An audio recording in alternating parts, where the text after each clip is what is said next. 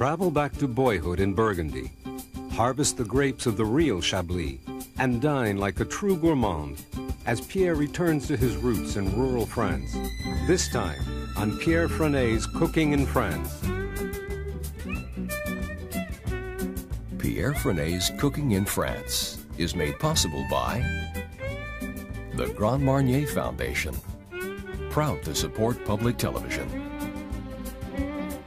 and by Carillon Importers Limited, importing beverages in the spirit of quality.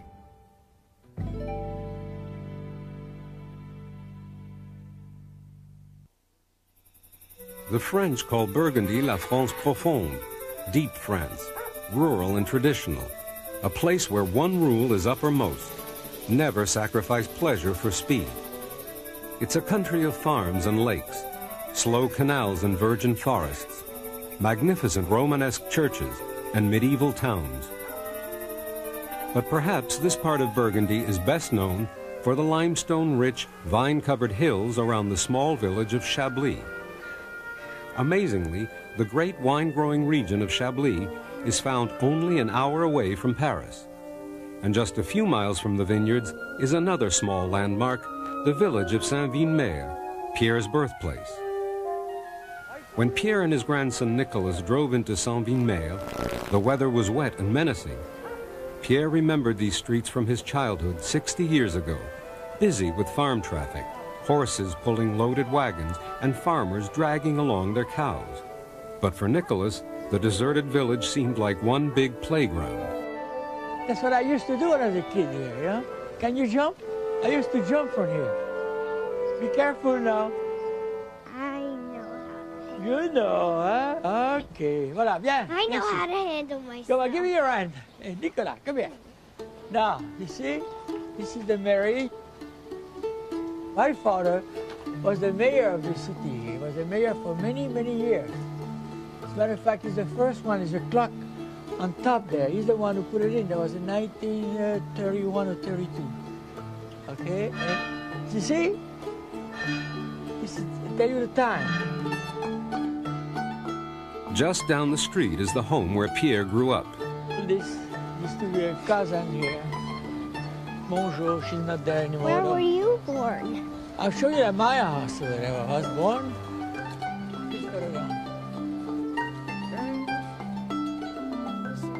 Yeah. And you know, right in that corner over there, getting there was a puits, a well. And we used to get the water. There was a bucket right in there. See, there's still the mark here. The puits was right here. And I used to have a bucket. We roll it down and crank it back, you know. Oh, Yeah, it was right here. right here. Yeah. Okay, this is the house where I was born. I don't know who lives here. That time, that door here, there was a door here, you could see. There was the entrance of the kitchen, right in here. Right in here. And then there was salle à manger here, dining room. And then over there, in the middle of that alley over there, we had a garden. See over there? Yeah. I could show you the garden because I work a lot over in that garden. See, it's a beautiful garden, and then there was a yard. Those doors, they were made by my father. He was a forgeron, a blacksmith. My great-grandfather was a blacksmith. You want to see inside? See, look at that. I used to have my grandmother to do gardening in here. See, still got tomatoes in the back. Yeah. See? Okay? Very good. All right. Can I let you go? Can I let you go? Okay. And I used to go fishing in here. There was a lot of fish. You threw them in this canal? Yeah, this is the canal, the Burgundy Canal.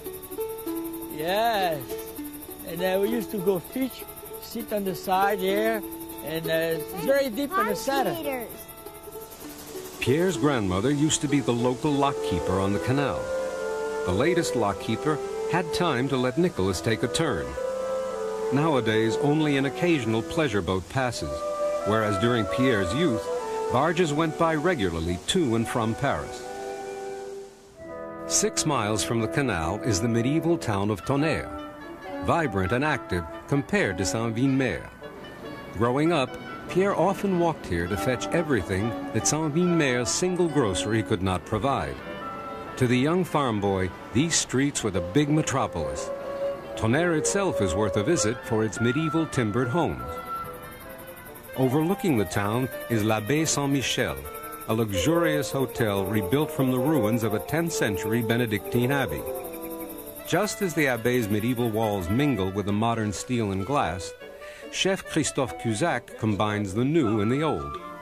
Pierre joined Christophe in the kitchen, where tomatoes were being blanched, the smaller ones scooped out to hold a mixture of shellfish, and the bigger ones being turned into a fresh tomato sauce, what the French call a coulis. Voilà. Maintenant, on cuire les moules.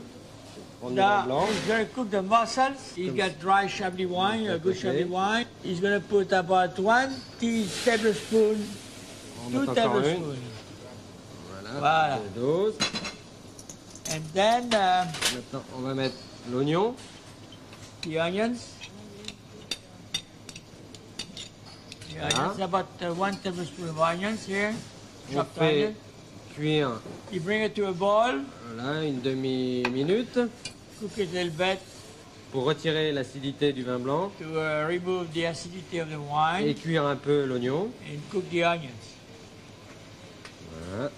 Et Maintenant, on met les moules à you've cuire. got about 24 mussels. Voilà, qui ont été lavés avant. They've been washed, but they're very small though, so Évidemment.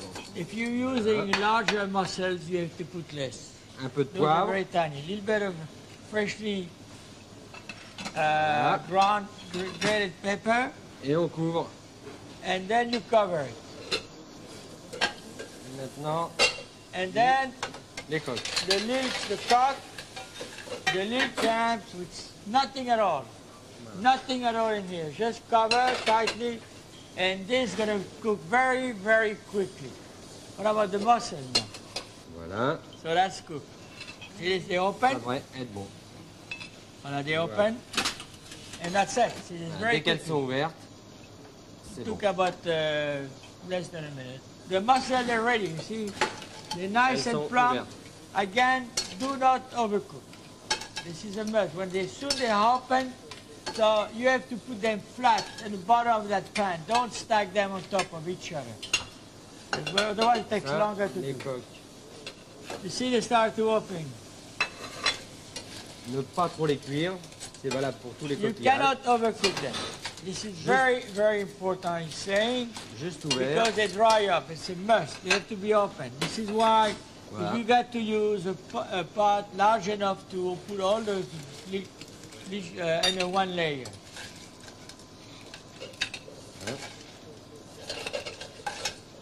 Voilà. On va décortiquer les coquillages. Now he's going to remove the meat from the shell. He has enough seafood here for 2 portions of tomatoes. Bien. Maintenant, le saumon. The Very salmon, careful. he's got about 3 ounces of salmon, which is boneless and skinless. He removed the flesh, and he's going to dice it in small cubes. This is fresh salmon. Voilà. Voilà. Very, very fresh. This one, asking where the salmon come from. This one from the coast. It's a wild salmon. That salmon comes from Scotland. La saison du sauvage est terminée maintenant.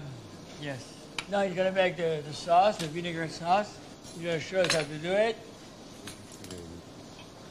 He's putting some Xeris vinegar. This is very good vinegar. It's very, very good. Domec de sel, A little bit of salt, Wow. freshly ground pepper, there's white pepper he's using. voilà, et l'huile. Oil, this is pure virgin olive oil. So 1 teaspoon, 2 teaspoons, and 3 teaspoons. The ratio is about 3 to 1. 3, voilà. Now he's going to put together, he's adding all the seafood, the shellfish, and then the salmon, Voilà.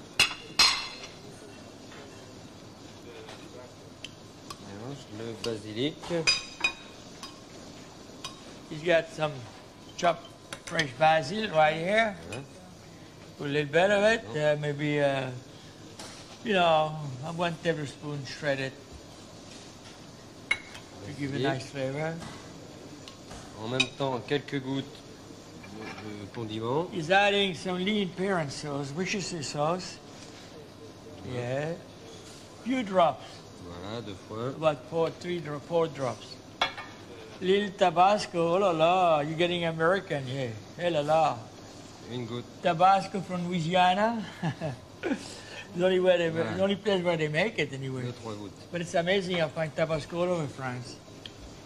On fait le saumon pour C'est tout? bien assaisonner le saumon. So you bind it very well together. You mix it On well. mélange et on remplit immédiatement les tomates. Then he's got the 3 tomatoes with the, you know, they've been, the inside's been removed. And he's going to fill it up. He's got 2 tomatoes already filled. Bon. C'est très simple. All the way to the top. On met. Voilà. Now he's going to finish the plate for you. He has a way to, when you put the poulet, you bind it very well with a wire whisk and you put some in the center. It's about 4 tablespoons. He has salmon roe. That's made in America. They come from the West Coast. On met les tomates. You put the tomatoes in the center. As Christophe finished off the stuffed tomatoes, Pierre was full of admiration.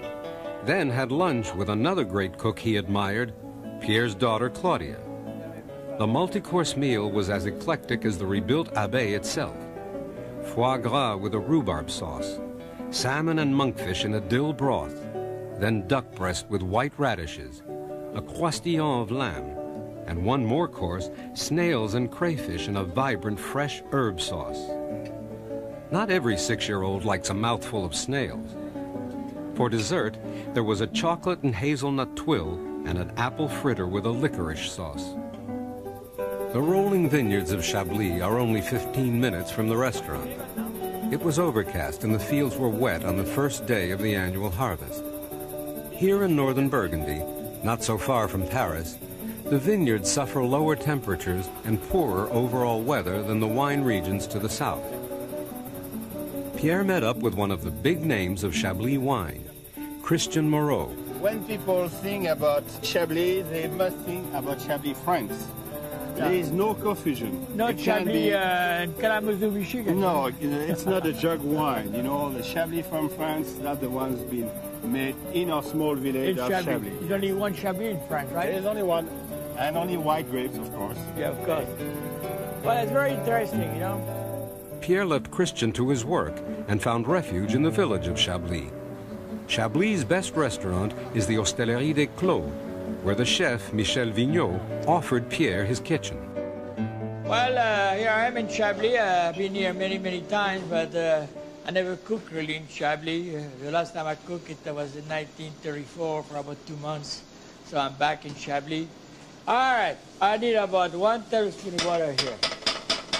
I got a pan, it's a no-stick skillet. I got the slice of ham, like I say, it's about 1/4 inch thick. It's about 4 ounces, 5 ounces. This is for 2 people. And instead, you could use boiled ham, but you know, you buy a good one. This is a good ham. This one was cooked with a bone. It was cooked by Monsieur Vigneault here.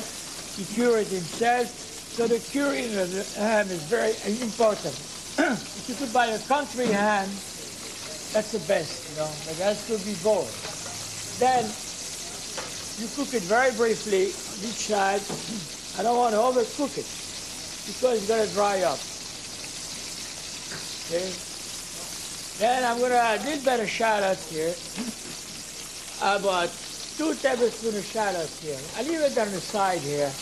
Then the ham has been cooked. Now the ham has been just enough. I'm going to remove it here. It has to be nice and moist like this. Just warm it up. Okay? Then I got the shallots in here. See? They have to be wilted. So this, I'm going to add about a half a cup of dry Chablis wine. From Chablis, of course. I'm going to put half a cup here. This is for 2 portions, right? About half a cup. Then I'm adding about a quarter cup of tomatoes with the skin on and the seeds, which I'm going to add here too, right in here. We're going to cook this very briefly. The wine has to reduce by more than half. But you know, it's very good too. I should say that in Chablis because I'm going to be in big trouble. But port wine is very good too. It gives a little sweetness to the hand. So, this, I'm going to add, I don't know how much cream. This is that's a third of a cup of cream in it. Okay. The cream is very good in France, but it's very good in the States too. So, you don't have to use too much heavy cream. Just enough to bind it. It has got, this has to reduce too. Basically it's done. Here. I'm going to strain it. And here, I got the sauce. And I'm going to push through all the goodies of this. You want the pulp of the tomatoes to come through. It's a very fine mesh sieve. See, it's coming through. You have to press it. You could leave the seed if you want. You know, there's nothing wrong with that, you know. You have to extract all the flesh of the tomato. And basically that's it. It's done. What I'm going to do now, I got some fresh spinach here. Spinach leaf, which the stems have been removed, they're fresh. I'm going to add a little more butter here, not much. About 1 tablespoon of butter. I don't want the butter to cook too fast. And then I'm going to put, I got a little cube of tomatoes here, which has been seeded, but I leave the skin on. Okay? Like this. I add 1 clove of garlic, the whole clove of garlic. Okay, like this. You don't want to brown the garlic. So just to give a little touch of flavor. And I got about 2 cups of spinach here, leaves. This is going to be cooked very, very fast. I want the spinach to be wilted. They cook very quickly, the spinach. I got a very hot pan, and I'm going to stir it because the bottom is already wilted. I'm going to place some leaf of spinach all around it. There's enough spinach for 2 here. Some of the tomato around. If you want to eat the garlic, you could do it. But I don't use it. Okay. And then I put 1 portion here. I'm going to top that with the sauce, a little bit over like this, and all around it. And that's it. Pierre's recipe was a modern update of the traditional jambon blanc, which takes an entire day to cook. But Pierre didn't have that kind of time. Food-loving Christian Moreau was joining him for lunch at the Hostellerie. The oysters were prepared in a Chablis butter sauce, followed by a classic presentation of sweetbreads, and for dessert, the Hostellerie's chef Michel Vigneault prepared a simple but memorable combination: fresh figs in an orange confit. Pierre wanted the recipe and convinced Vigneault to show him how it was made, beginning with the sugar syrup. 2 cups of sugar. Voilà. 1 cup of water. Voilà. Nous allons mettre... C'est de la grenadine? C'est de la grenadine, un sirop de grenadine pour donner un peu de couleur. Yes, so it's 2 tablespoons of grenadine here. Sans excès. Now he's going to show us how to prepare the orange. So, vous coupez de chaque côté, you cut each end. Voilà, donc il faut... And then with a very sharp knife, you remove the skin, go around. The knife has to be very, very sharp. And flexible, kind of not too stiff.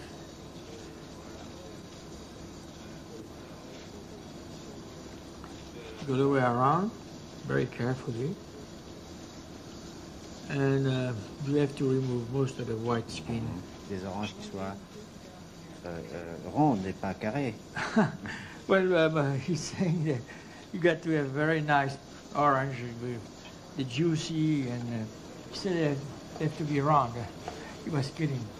He's cutting them about, really about a quarter of an inch thick, maybe a little less, but they have to be nice and flat, and they have to stay together. That's very important. Voilà.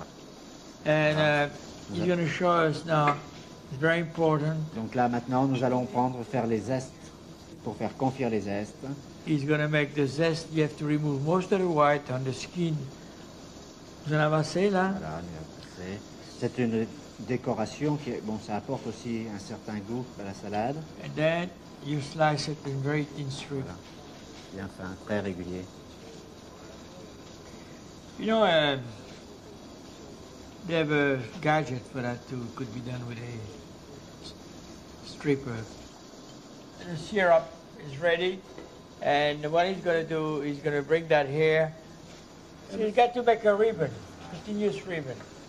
That's the way you could do it. See, it looks like a string when it comes out. This is very important. That's the way it's ready. If you don't have any thermometer to do it, see. Let's see, combien vous mettez Donc dedans? nous allons mettre une tasse, une coupe comme ça. You put in 1 cup of syrup on the orange here, right here, the strip of orange, and 1 cup on the figs. And the syrup that he has left, he has to put that over the orange. Let it stand for about 12 hours. You cool it off and you put it in a cold place for 12 hours. Mettre le Grand Marnier avec les figues. Il y a de l'eau. Voilà, il y a l'eau. Donc He's going to add une coupe d'eau. 1 cup of water on each one. Each one. On each one. Voilà. And vous allez le faire cuire. Maintenant, nous allons rajouter. He's adding a little bit of grenadine right in here. Now he's going to add 4 tablespoons of Grand Marnier. That's 2, 3, and 1 more, 4. Now he's putting that on top of the stove. He's going to bring it to a boil and cook it for about 10 to 15 minutes. Je vais égoutter les zestes, pardon. Now the zest of orange have been cooking for 15 minutes and they're ready to be served. So he's going to, qu'est-ce qu'il va faire? Donc je vais les égoutter. Hein. He's draining the orange strips, which have been candied for about 15 minutes. Slow cooking. See, they look nice and candy. Then he's going to spread that right over. This is the zest of almost 1 orange. This is for 4 people. Nous allons aussi égoutter. Same thing with the fig. Allez expliquer. Donc voilà, donc on retire délicatement les figues confites. This 4 fig had been cooked, confit, and the syrup. That's ready. Now he's going to cool that off. He made some ahead of time, and he's going to use that to put the plate together. Les zestes, les rondelles d'orange que nous allons disposer. So disposé Just joli. putting, Joli. à peu combien de slices d'orange vous avez? Alors nous allons mettre 6 belles tranches He's d'orange. going to be put 6 slices of orange, which already been cooled. Put them around it. They all make a circle. Voilà. He's going to add one more slice. As Chef Vigneault arranged the last slice of orange, Pierre remembered all over again how he had fallen in love with cooking and food. No matter how far away Pierre's life would later take him, growing up in Saint-Vin-Mer, Burgundy, had left its mark. Whoa. Ah, you did it. Try again. Okay. That's enough. The recipes from today's show and from the entire series are contained in the companion cookbook Pierre Franey's Cooking in France. To order, call the toll-free number on your screen. The 336-page volume, complete with color photos, contains over 150 easy-to-follow recipes. The price is $30 plus shipping and handling. Please have your credit card ready when you call 1-800-358-3000. Pierre Franey's Cooking in France was made possible by the Grand Marnier Foundation, proud to support public television, and by Carillon Importers Limited, importing beverages in the spirit of quality.